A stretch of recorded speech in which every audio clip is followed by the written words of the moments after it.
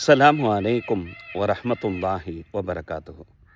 பொதுவாக ஒரு சபையில் பேசி கொண்டு இருக்கும்போது யாராவது வார்த்தை தவறி சில வார்த்தைகளை விட்டுருவாங்க.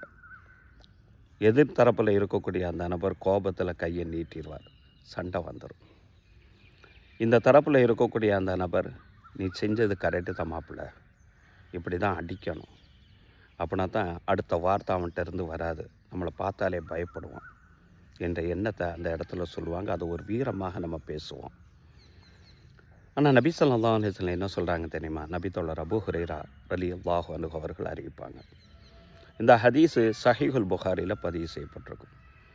ஒரு நபர் கோபம் மூட்டக்கூடிய அந்த நேரத்தில் உணர்ச்சிகளை கட்டுப்படுத்த தெரியாமல் பிற நபரை அடித்து வீழ்த்துபவன் உண்மையில் வீரன் அல்ல, மாறாக பழிவாங்க சக்தி இருந்தும்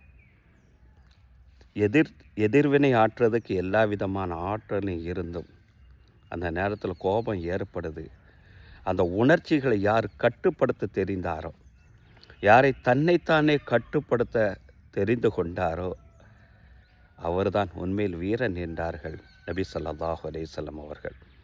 இதான் அதுதான் ஒரு சின்ன உணர்ச்சி வெளி உந்துதலால் ஏதாவது ஒரு விஷயத்தை நம்ம செஞ்சுருவோம். அது அந்த நேரத்தில் சற்று ஒரு ஆறுதலை தரலாம். ஆனால் அதனால் ஏற்படக்கூடிய எதிர்வினைகள் நம்மளுடைய வாழ்வினுடைய சந்தோஷத்தை அதை நீக்கிவிடும். அது வீரம் அல்லவ. நபித்தோழர் அபூ ஹுரைரா ரலியல்லாஹு அன்ஹு அவர்கள் அறிவிப்பாங்க. முஸ்ததரக், அதாவது ஸஹீஹ் இப்னு ஹிப்பானில் இந்த ஹதீஸ் பதிவு செய்யப்பட்டிருக்கும். நபியனா மூசா அலைஹிஸ்ஸலாத்து வஸ்ஸலாம் அவர்கள் அல்லாஹ்ட்ட 6 குணத்தை பற்றி கேட்பாங்க. அது ஒரு குணந்தான். யா அல்லாஹ், உன்னிடத்திலே, உன்னுடைய அடியார்களிலே உன்னிடத்திலே மிக சிறந்தவர், கண்ணியத்திற்குரியவர் யார் என்ற ஒரு கேள்வியை நபியனா மூசா அலைஹிஸ்ஸலாம் கேட்பாங்க. அதுக்கு அல்லாஹு தஆலா இவ்வாறு பதில் அளிப்பான்.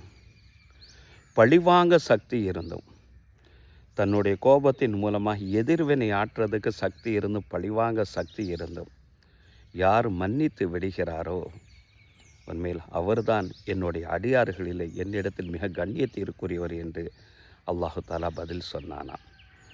முஸ்ததரக் ஹாக்கிமில் ஒரு ஹதீஸ் பதிவு செய்யப்பட்டிருக்கும். யார்கிட்ட 3 குணங்கள் இருக்கிறதோ அப்படிப்பட்ட அந்த நபர் அல்லாஹு தஆலா தன்னுடைய அரவணைப்பின்குள் கொண்டு வருகிறான். அவர்கள் மீது அருள் மாறி புரிகிறான், அருளை சொரிகிறான்.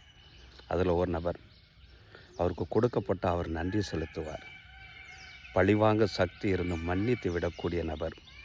கோபம் ஏற்படக்கூடிய நேரத்தில் அதை கட்டுப்படுத்த தெரிந்த அந்த நபர். இவர்கள் நாம் அல்லாஹ்வின் அருளில் உள்ளவர்கள்.